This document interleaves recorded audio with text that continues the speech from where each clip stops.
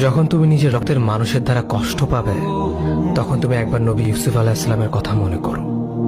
তিনি কিভাবে নিজের ভাইয়ের দ্বারা প্রতারিত হয়েছিল। যখন তোমার বাবা মা না বুঝেই তোমার বিরুদ্ধাচরণ করে, তখন নবী ইব্রাহিম আলাইহিস সালামের কথা মনে করো। তার বাবা তাকে আগুনে নিক্ষেপ করায় ভূমিকা রেখেছিল। যখন তুমি সমস্যা থেকে পরিত্রাণের জন্য কোনো পথ পাবে না, তখন ইউনুস আলাইহিস সালামের কথা ভেবো। তিনি কতটা সময় তিমি মাছের পেটে আটকা পড়েছিল। যখন তোমার নামে কেউ মিথ্যা অপবাদ ছড়িয়ে দেবে, তখন মা আয়েশা রাদিয়াল্লাহু আনহার কথা মনে করো। তার নামে পুরো শহর জুড়ে কুৎসা রচনা করা হয়েছিল। যখন তুমি অসুস্থ ব্যথার যন্ত্রণায় কাতরাতে থাকো, তখন নবী আইয়ুব আলাইহিস সালামের কথা ভেবো। তিনি ভয়ঙ্কর এক ভাইরাসজনিত রোগে আক্রান্ত হয়ে তোমার থেকে বেশি কষ্ট পেয়েছিল। যখন তুমি দিনের কোনো বিধান নীতিতে যুক্তি খুঁজে পাও না, তখন নবী নূহ আলাইহিস সালামের কথা ভেবো। তিনি কোনো প্রশ্ন ছাড়াই মরুভূমিতে নৌকা তৈরি করেছিল।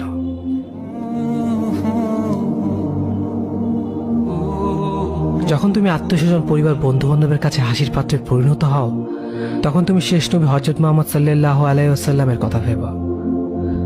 রাসূল সাল্লাল্লাহু আলাইহি ওয়াসাল্লাম বলেছিলেন, সবচেয়ে বড় পরীক্ষা দিয়ে সবথেকে বড় পুরস্কার আসে। যখন আল্লাহ কাউকে ভালোবাসেন, তখন তাকে পরীক্ষা করেন, এবং যে এই পরীক্ষাগুলো মেনে নেয়, সে আল্লাহর সন্তুষ্টি অর্জন করে। আর যে অভিযোগ করে, সে তার ক্রোধের পাত্র হয়।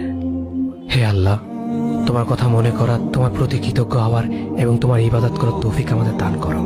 আমিন। যেভাবে তুমি সন্তুষ্ট হও, সেভাবেই আমাদের পরিচালিত করো।